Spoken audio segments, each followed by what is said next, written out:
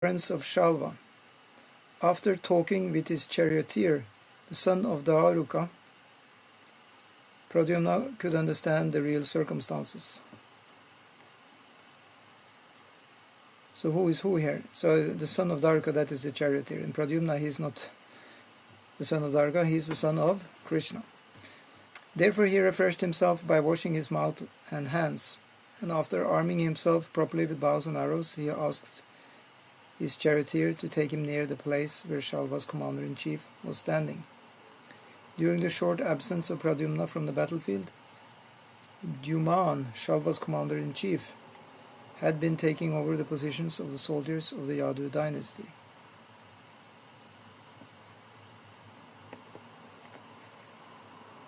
So what does that mean? It will mean he had won over them. He had the upper hand in the fight. So appearing on the battlefield, Pradyumna immediately stopped him and, smiling, shot 8 arrows at him. With 4 arrows he killed Dhyuman's 4 horses, and with 1 arrow his chariot driver. With another arrow he cut his bow in 2, with another he cut his flag to pieces, and with the last he severed his head from his body. Yeah, so we can just note some details here. If you see in the picture on the front of the Bhagavad Gita, then you also have Krishna and Arjuna there on the chariot, which has several horses. I think it's maybe also 4 or maybe it's 5 even. So it was normal in a battle to have, a chariot with not only 1 horse but several. So I guess it would go quite much quicker. Isn't that what they call it? Horsepower? Hestekrefter. So if you have more horses, you will have more power. But if you have such a good shooter as Pradyumna, who could shoot 4 arrows very quickly, one after each other, all these powers can be put out of order very quickly. And he even killed the chariot driver. So in that way, Dhyuman, he was the only one left, and he was losing his head. So Pradyumna, he was so good in shooting, so that he could actually shoot off the head of somebody with bow and arrow usage. So there are many instances of that, many accounts of that in the Mahabharata, that people are shooting with arrows so sharp and so powerful that they're actually chopping off not only heads but arms and legs. Hello? Yeah. You can hear me? Or? Yeah, I can hear you. Okay, that's good. I just wanted to say that a horsepower is actually, I think a normal horse can perform much better than 1 horsepower actually. Exactly. I also was I also had a suspicion about that. I think even a horse can do like at least 10 times as much as a 1 horsepower. They can do like definitely 10 horsepower, I think. Right. So we don't know, this term, why they invented this term. Maybe at that time they couldn't measure it properly. I don't know. The horse cannot work for so long sprinting, so long, or galloping for a very long. But because they're not actually, contrary to popular belief, they get tired quickly. But they can, walk the plow like an ox or something, probably at 1 horsepower or something. Okay, I get it. So in that way, if you have 4 horses on your chariot, then 1 horse can be a little tired, but the other horses, they can still pull the chariot quite nicely. Does that work? I'm not sure, but there's definitely a reason why they have 4 horses right on the chariot, right? There must be some reason like that. That some of them get tired, and then somebody else can take over, and maybe they have some kind of a cooperation, the horses in between them. I don't know. I just like to imagine how actually Krishna looks when he's charioteering the horses of Arjuna. it was actually not explained many times, but I thought I heard one account, which was probably Bhishma, where it says like he was sweating because of strenuous effort, and he was looking very, very beautiful.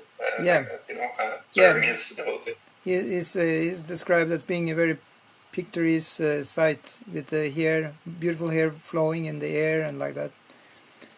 Yeah. Yeah, and also was his hair ashen because of all the dust drawn. Yeah, exactly. So,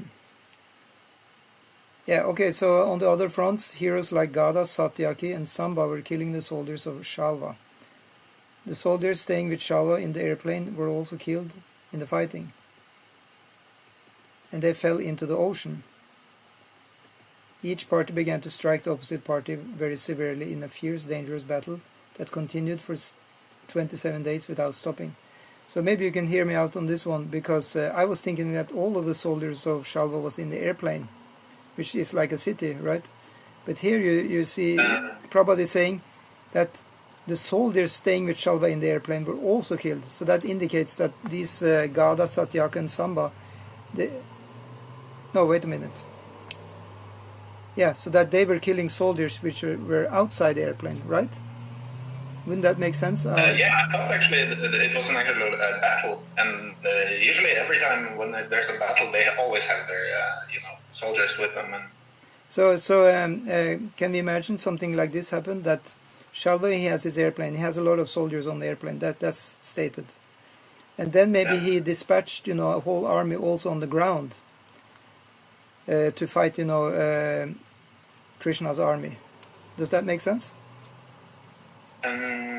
So that simultaneously, Śālva is fighting with an army on the ground, on earth, and simultaneously is fighting with some soldiers up in his flying airplane. Yes, I thought actually I didn't know so much about that it was a city, the charity, but I knew that I imagine that he at least brought some soldiers with him. It's very rare that they go without the soldiers, in battle. It's explained that sometimes these expressions that are coming, in the scriptures, especially these Puranas and like that, sometimes they are kind of, they cannot be taken literally always. So it can be, when it's mentioned it was a city, it may be that it just was, some kind of glorification of how much he had in that airplane. It may not literally have been a city, with high buildings and stuff, right?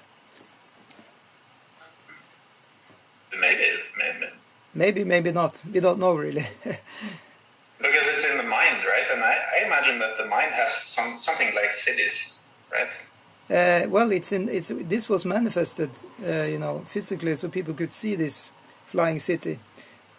I mean, I heard that UFOs or Vimanas, they have been perceptible in the mind only. And then this phenomena is then said to be Adidavika phenomena. It's beyond, the usual, sense faculties. It's on the okay, divine level, yeah? It's okay, but actually I thought even what is it they called? Like the American Intelligence Bureau, or what is it called, agency. Yeah. It's like they revealed recently that all the UFO encounters they had, and it's not very substantial, at least the ones that became public, but it's like strange things just flying in the air really fast back and forth, like these chariots that are described exactly like this. Yeah, I think definitely they have actually fixing the camera on it.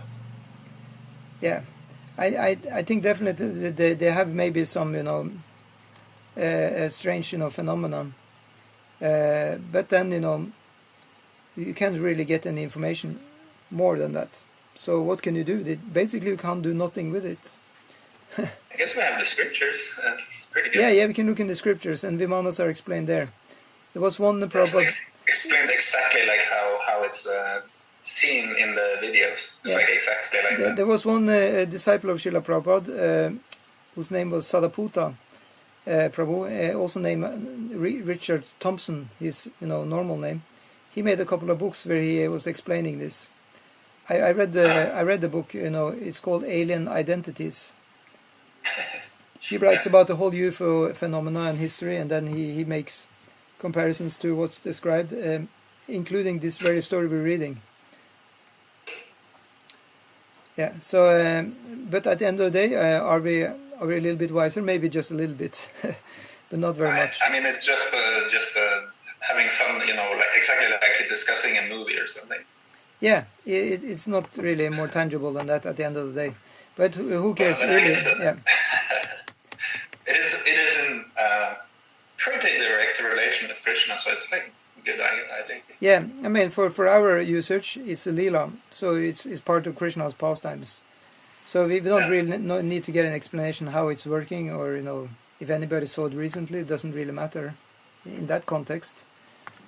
So yeah, so let's see where were we? Yeah.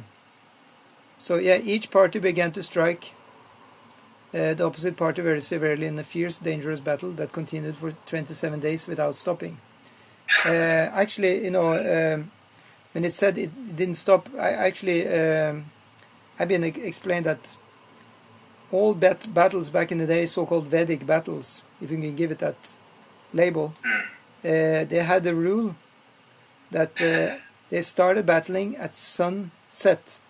Is that what it's called? No, dawn. Yeah, when the sun is going up. Sunrise. Sunrise, yeah. And sunset, they were ending the battle, always. Yeah. Was simply forbidden. If you were battling, after, then, Surya is not happy with you. The demigods are condemning you, It's that serious, because, they have given all the rules for battle.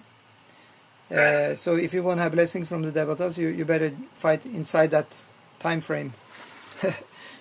So I'm pretty sure this was also the case. The villains in these stories, they also follow the dharma. Yeah, they do. That's the possible. Oh, I'm getting a question here on the chat. It was unexpected. He says, "Is Krishna gray character in Mahabhi?" Well, that was not so intelligible for me to read this actually.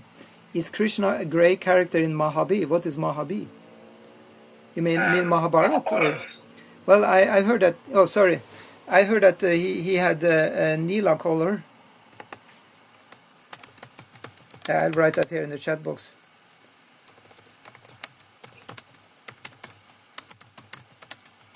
Which is similar to a beautiful bluish flower. Yeah. So that's the only thing I know. If you heard something else, you maybe have to check with somebody else, because I never heard that he had gray color really. What was it? He asked if Krishna has a gray character. Maybe I can look in. Was it on YouTube? It was posted. Yeah, he's writing in the chat box there. Oh, he says thank you. He's satisfied with the answer. So we'll leave it at that for now. So. Yeah, he's almost every time he's said to be the color of a cloud.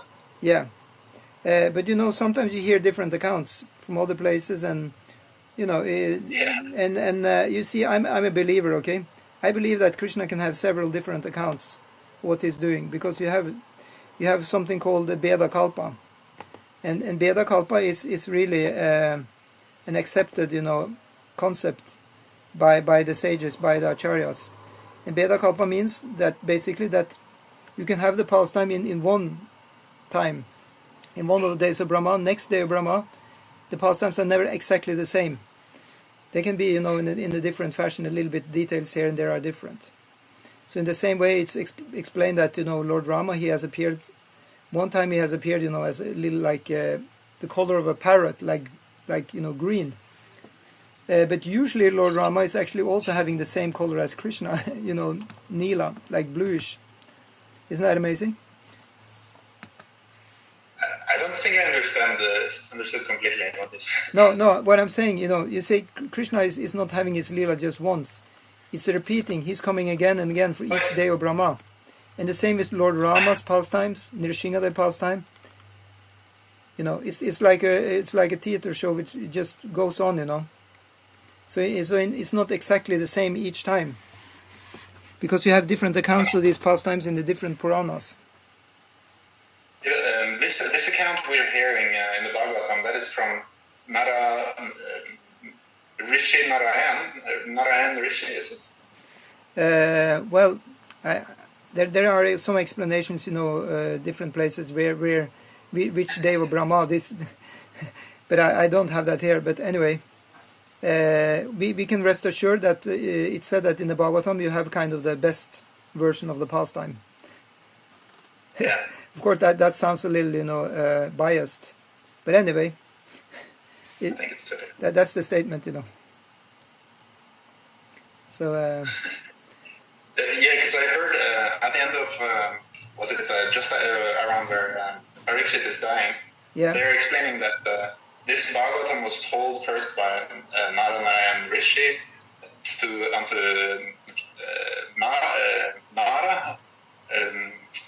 Narada Muni, and then he told to Vyasadeva. Yeah, it's true.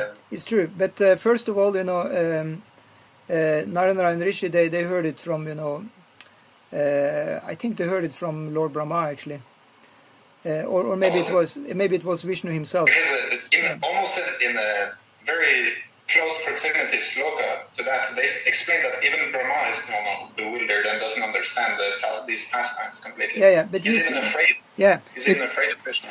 But he's the first one who actually gets all the knowledge. Tene Brahma Hridaya Adikavaya. From the very beginning, he's getting all the Vedic knowledge, in his heart. So he's the first seer or rishi, and then he gives to all the other rishis. Actually, everybody, including Narayan Rishi, are made from him. He's creating all of them. Yeah. So I was under some different impression because yogi or what's it called, transcendentalists or even a devotee who's like Narad, who's like able to go to the spiritual world, right? Yeah. Then he's not affected by Brahma's when Brahma goes into returns into Mahavishnu. He's not affected by Brahma. I mean, if annihilation of Lord Brahma. It's true because he is picked up by the Vaikuntha airplane. Right. Swan airplane. Where you have the Vaikuntha Palace, the constables of Vaikuntha, they're coming picking him up. Yeah. That's said, and this airplane is not visible, for our gross eyes. So this is happening on the Adidavika level. There's a lot of stuff happening in the world, which is not visible for our senses, but it's specifically visible for those which the devatas are choosing to see it. Yeah. So in the same way it said, when one is dying, one will also see, the constables either of Yamaraj or of Vishnu Dutas coming to get you. But others cannot see what's going on.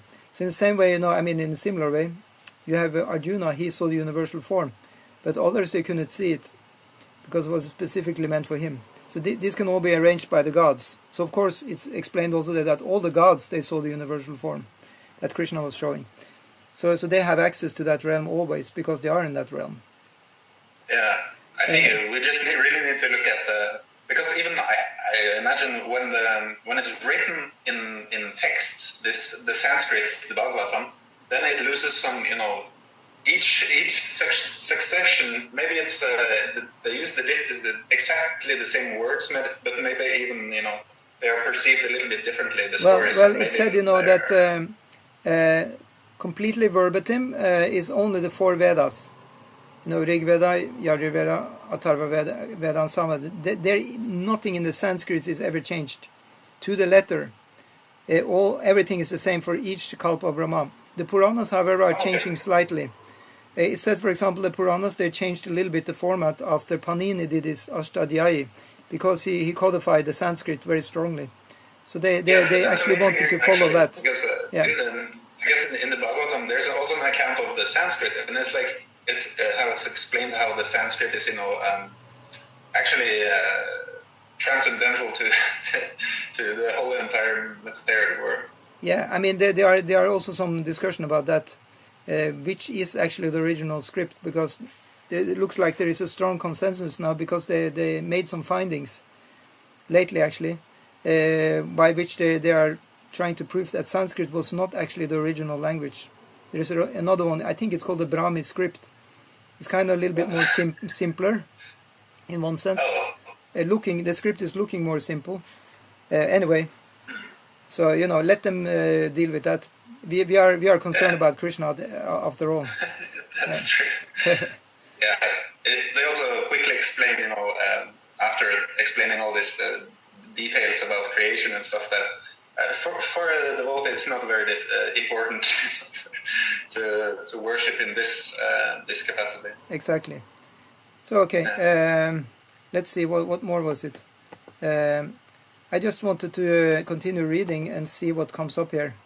While the fight was going on in the city of Dwarka, Krishna was staying at Indraprastha with the Pandavas and King Yudhishthir. This fighting with Śālva took place after the Rajasuya Yagya had been performed by King Yudhishthir and after the killing of Shishupala. Yes, so far so good. When Lord Krishna understood that there was great danger in the city of Dwarka, he took permission from the elder members of the Pandava family, especially from his aunt Kunti Devi, and started immediately for Dwarka.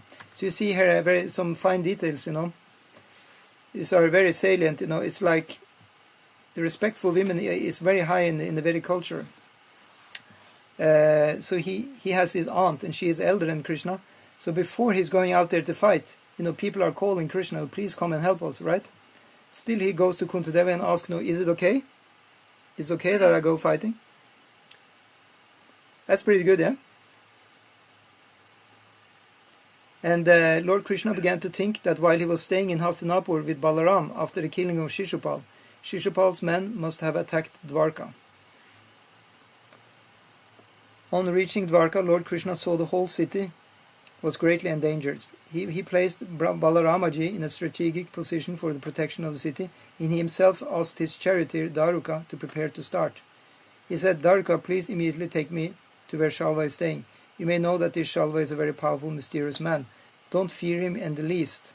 As soon as he got his orders from Lord Krishna, Daruka had him seated on the chariot and drove very quickly towards Śālva. So as you see here, Balaram, he kept back, protecting,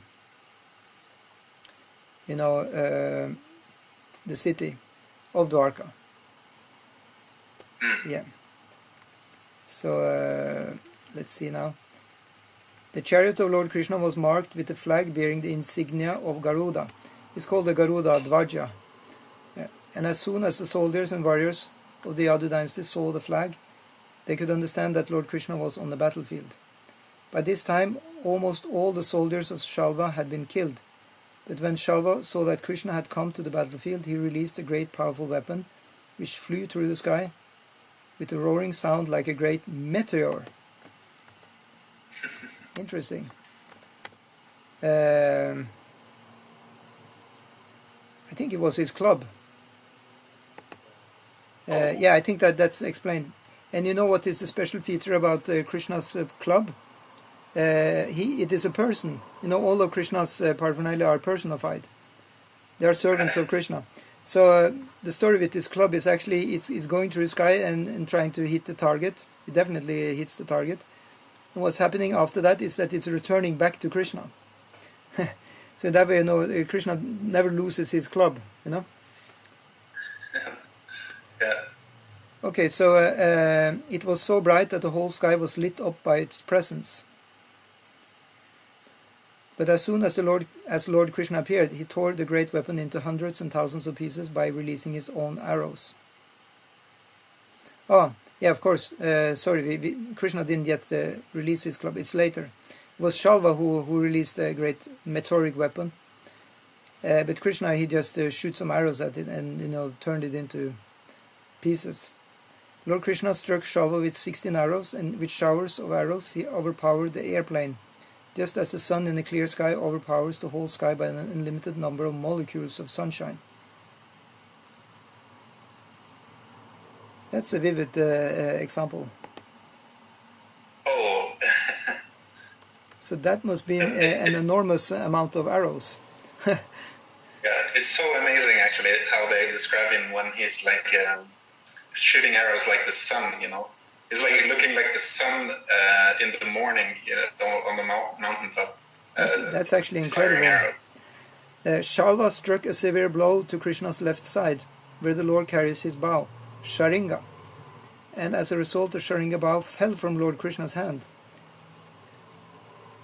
This dropping of the bow was indeed wonderful. Great personalities and demigods who were observing the fighting between Śālva and Krishna were most perturbed by this. They exclaimed, "Alas, alas." So we can take this as a normal action movie, where the hero, some great actor, huge a person who you just know before going to the movie, he will be the victor.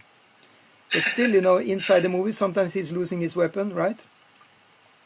So in the same way, Krishna, just to play, so we have a good, entertainment, so to speak, he is losing his weapon because Lord Krishna is God. He could have kept his weapon forever, right? So this is just to make things, exciting. So then what happens? And very often in the stories you hear, they say, this alas, alas. Yeah, I was going to say. Yeah, it's funny, what does it actually mean, I think it's just an explanation, like when something, all hope is lost, alas. Yeah, I think it's kind of oldish style, but, it yes, works. It's old English. Yeah. Śālva thought that he had become victorious, and with a roaring sound he addressed Lord Krishna as follows. "You rascal Krishna, you kidnapped Rukmini forcibly, even in our presence. You baffled my friend Shishupala and married Rukmini yourself. And in the great assembly at King Yudhishthira's Suya Yagya, while my friend Shishupala was a little absent-minded, you took an opportunity to kill him. Everyone thinks that you are a great fighter and that no one can conquer you, so now you'll have to prove your strength. I think that if you stand before me any longer, with my sharp arrows I shall send you to a place wherefrom you will never return." To this Lord Krishna replied, "Foolish Śālva, you are talking nonsensically. You do not know that the moment of death is already upon your head. Actual heroes do not talk much. They prove their prowess by practical exhibition of chivalrous activities." So this is actually happening in the real world also. Usually great heroes, they're not great speakers often. They just do stuff. They're silent and grave. Yeah, exactly. After saying this, Lord Krishna, in great anger, struck Śālva on the collarbone with his club so severely that Śālva began to vomit blood and tremble as if he were going to collapse from severe cold. Before Krishna was able to strike him again, however, Śālva became invisible by his mystic power. So, what is a collarbone? It's on the shoulder, almost on the top of the shoulder. There's like the bone that goes from the neck from the throat to the edge of the shoulder. Right. So in other words, he broke his shoulder. Yeah, collarbone. Shoulder is a little bit different. It's on the front of the shoulder. Oh, right. But he pretty much rendered Śālva's shoulder useless for the time being, I guess. But these people are very strong-bodied, so somehow or other they can still keep fighting. Usually when Krishna hammers someone with the mace, he's a goner on the first strike, right? Yeah. But still, if he has a very strong opponent, they can keep on fighting for some time. Yeah, maybe he had some devotion in his past life that was really strong, and Krishna had the obligation to him. Exactly. Or he just wanted a good fight. That's the point. He wants a good fight, so that's why they're not killed immediately. Within a few moments, a mysterious unknown man came before Lord Krishna. Okay, now I got the Norwegian translation. Collarbone, it means in Norwegian kragebein. Kragebein, yeah. Yeah. Okay, so within a few moments, a mysterious unknown man came before Lord Krishna. Crying loudly, he bowed down at the Lord's lotus feet and said to him, "Since you are the most beloved son of your father Vasudeva, your mother Devaki has sent me to inform you of the unfortunate news."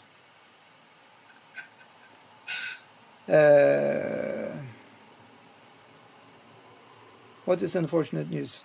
that Śālva has arrested your father and taking him away by force, just as a butcher mercilessly takes away an animal. Okay.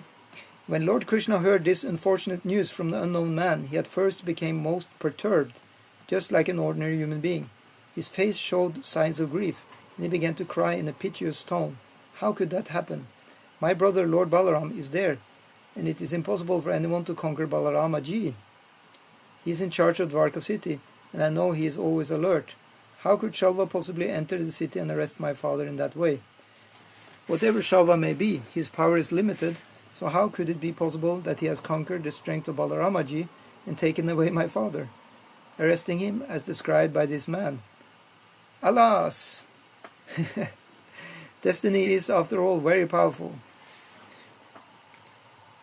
So this, acting by Krishna is incredible, and it has been discussed, by acharyas, that how could Krishna act like this? He's a supreme Lord. He's not baffled by nothing. So what they concluded is that Krishna voluntarily he put himself under the Yogamaya energy. Yeah.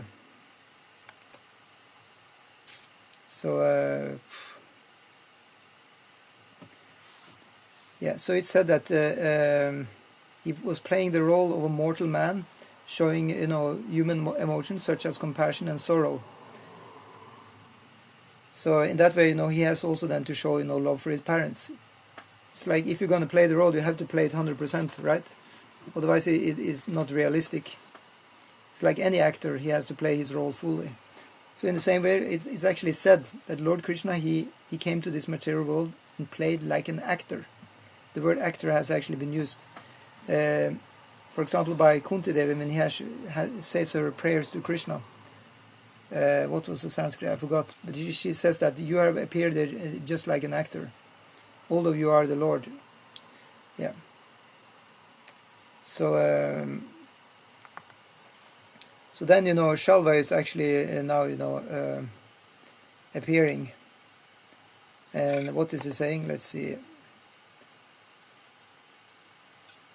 Where did I end?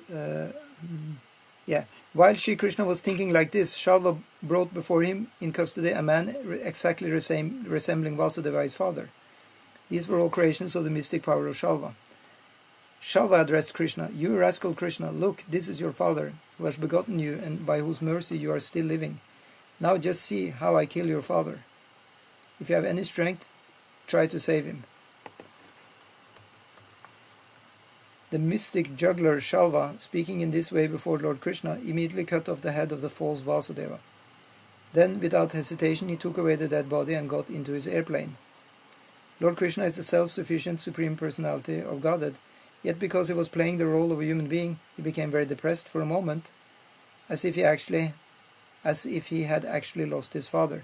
But at the next moment, he could understand that arrest and killing of his father were demonstrations of the mystic powers which Śālva had learned from the demon Maya. Yeah, so back to the demon Maya Danava, the master of illusions. He's got a lot of tricks up his sleeve, which he willingly also teaches to his fellow demons. After all, he's said to be the architect of the demons, and by architect it also includes that he makes their conveniences, like their airplanes and stuff. He makes their machines. Similarly, that Vishvakarma is the architect of the demigods. So Vishvakarma is also making assembly halls and structures for them. But he is not using as much illusory mystic as Maya is doing, as Maya Danava is doing. So Maya Danava is using more modern technology, and Vishvakarma is just using living beings. So that's why you see all the devatas, they have living beings as carriers.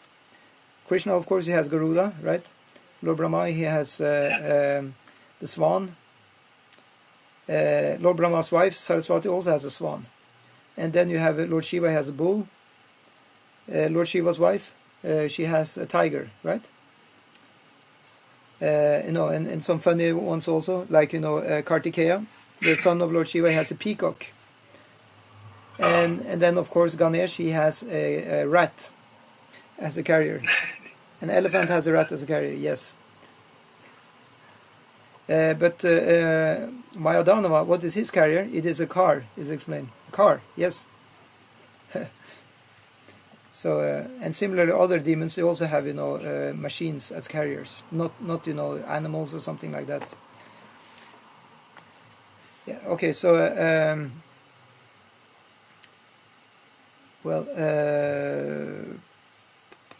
coming to his right consciousness, he could see that there was no messenger and no head of his father, but that Śālva had left. Coming to his right consciousness, he could see that there was no messenger and no head of his father, but that Śālva had left in his airplane, which was flying in the sky. Does that sentence work, or did something was left out? Try again. Okay, coming to his right consciousness, he could see that there was no messenger and no head of his father, but that Śālva had left in his airplane, which was flying in the sky. I think this sentence is strange. Maybe something. Yes, I think it's bona fide, but it's a bit messy. Yeah, I think maybe there's just some technical error. Because he's explaining a lot of things, reason why, all the reasons why Śālva was, or Krishna was experiencing the illusion, but then Śālva was running away. Oh, so none of this is in this text. So somewhere or other. Oh, it's there. Maybe you can share the screen and find it on YouTube. Yeah, I think it's correct.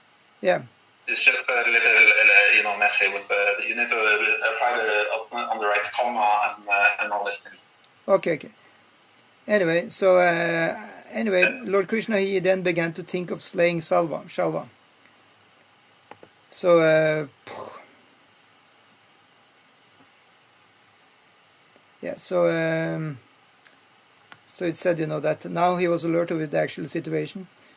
So it was like he had awakened from a dream. He got his, consciousness back. And blah, blah, blah. So then, the sages, they are discussing, Krishna's reaction is a controversial point amongst great authorities and saintly persons. How could Kṛṣṇa, the Supreme Personality of Godhead, the reservoir of all power and knowledge, be bewildered in such a way? Lamentation, agreement, and bewilderment are characteristics of conditioned souls. But how can such things affect the person of the Supreme, who is full of knowledge, power, and all opulence? Yeah, it's puzzling like anything. Really, it is. Yes. Yeah? So there are many explanations. We usually explaining that sometimes it is just to give doubt to the atheist. Sometimes if it's all powerful and can do whatever he likes, he can act as if he's under illusion if he likes, also just to have a good story. For me it's very obvious, because it's just like you want to have a good time with friends. Sometimes you may do some prank, or you may make some kind of acting just to have some fun. It's also their most friend, even of this enemy he's fighting. He's also the most dear friend to this person. Of course he is. Also. So everybody's actually enjoying in the end. Actually it says here that it is not at all possible that Lord Krishna was misled by the mystic jugglery of Śālva. He was displaying his pastime in playing the role of a human being. Great saintly persons and sages who are engaged in the devotional service of lotus feet of Lord Krishna, and who have just achieved the greatest perfection of self-realization, have transcended the bewilderment of the bodily concept of life. That was a long sentence, but I think I get it. So the sages are beyond the bodily concept of life. Of course, then Lord Krishna should also be. Lord Krishna is the ultimate goal of life for such saintly persons. How then could Krishna have been bewildered by the mystic jugglery of Śālva? The conclusion is that Lord Krishna's bewilderment was another opulence of his Supreme Personality. Yeah, so this it said that actually we have to apply logic, nyaya, in order to understand the scriptures. Although logic is not really the way. I mean, it said that Shabda Pramana, what is said in the scriptures, we should accept because it's the highest evidence. But still we need to apply logic in order to understand how it all fits together. Yeah. So this is like a logical conclusion that you look at A and you look at B, and then you look, because A is like that and because B is like that, the only valid option you have left is C, taking into consideration the two other parts. Yeah. So when Śālva thought that Krishna had been bewildered by his mystic representations, he became encouraged and began to attack the Lord with greater strength and energy by showering volleys of arrows upon him. But the enthusiasm of Śālva can be compared to the speedy march of moths into a fire. Lord Krishna, by hurling his arrows with unfathomable strength, injured Śālva, whose armor, bow and jeweled helmet all scattered in pieces. With a crashing blow from Krishna's club, Śālva's wonderful airplane burst into pieces and fell into the sea. Yeah, so there it's there I come to what I was mentioning earlier, that the club, he was actually hitting the club on the airplane, and the club just came back to Krishna again. But Śālva was very careful, and instead of crashing with the airplane, he managed to jump onto the land. So now, at this moment, the airplane sounds more like an airplane and not as a city, right? So my theory is still, that it was just described as a city because it was so huge and had many departments and like that, but it didn't actually look like a city. That's my conclusion from this. Anyway, he again rushed toward Lord Krishna. When Śālva... Okay, so now we're on the ground, actually, right? He's touching, the ground now. When Śālva ran swiftly to attack Krishna with his club, Lord Krishna cut off his hand, which fell to the ground with the club. Yeah, so then it was Śālva who attacked Krishna with... So Śālva also had a club, right? So yes. So then, he cut off the hand which held the club, so the hand is falling down with holding the club. That would look quite special. Yeah. So then, finally, deciding to kill him, the Lord took up his wonderful disc, which shone like the brilliant sun at the time of the dissolution of the material creation. So first it sounds very good, it shines like the brilliant sun, but then at the time of the dissolution of the material creation, so that means the sun is so amazingly, warm and terrible that it burns up everything. Yeah. So similarly in astrology, it's said that the sun, he can be, auspicious in the horoscope, and he can also be, inauspicious, depending on where it's put. Because the sun is very powerful, it can be very inauspicious to have, strong sun in your horoscope. But in the right, arrangement, it can be also very auspicious. So in the same way, the sun can, give us all the life. It can also destroy the life by burning too much. Yeah. When Lord Shri Krishna stood up with his disc to kill Śālva, he appeared just like a mountain with the red sun rising over it. Lord Krishna then cut off Śālva's head. Oh God. And the head with its earrings and helmet fell to the ground. Śālva was thus killed in the same way that Vritrasura was killed by Indra, the king of heaven. You remember the story? There actually Indra, he sawed off Vritrasura's head with his Vajra, thunderbolt. Indra is famous for his thunderbolt, which is synonymous to his lightning actually. And with this lightning, thunderbolt, he was cutting off like a saw, Vritrasura's head. But it took 1 whole year because he had such a thick neck. When Śālva was killed, all his soldiers and followers cried. Yes, guess what they cried? Alas. Yes. No. Alas, alas. While Śālva's men was thus crying, the demigods from the heavenly planets showered flowers on Krishna and announced the victory by beating drums and blowing bugles. So you see, the demigods are also, party people. They're playing instruments very often. All these battles, you hear a lot of battles going on in Mahabharata. After, they're always, rooting for the good guys. They're never doing that, when the demons have a victory, really. That's another thing. But they're always have this characteristic way of celebrating. They're showering flowers from the sky, and they're also beating drums, blowing bugles, and sometimes singing and dancing also. Okay, so at that very moment, Other friends of Shishupala, such as Dantavakra, appeared on the scene to fight with Krishna and avenge the death of Shishupala and others. So you remember who Dantavakra is? Dantavakra is the other, brother. So Dantavakra and Shishupala, these are the two brothers, Vaikuntha doorkeepers, who were cursed to come to the material world for 3 successive births, playing Lord Vishnu's enemy. You remember? So first, they were, Hiranyaksha and Hiranyakashipu, and then in Ramalila they became Ravana and Kumbhakarna, and now in Krishna Lila they are Shishupala and Dantavakra.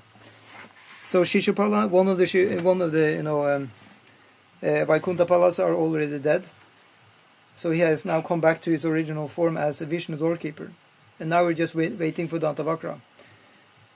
So when Dantavakra appeared before Lord Krishna, he was extremely angry. Oh, it ends here. So stay tuned. Tomorrow we'll see more what's happening. Thus ends the Bhaktivedanta purport of the 77th chapter of Krishna, the deliverance of Śālva. Srila Prabhupada ki jai. So now we're very eager to hear what's going to happen in the next episode. You have some comments or questions? Not really. No, it's pretty clear as far as I'm concerned also. That's very good. Okay, so we'll speak tomorrow. I hope you have time around the same time.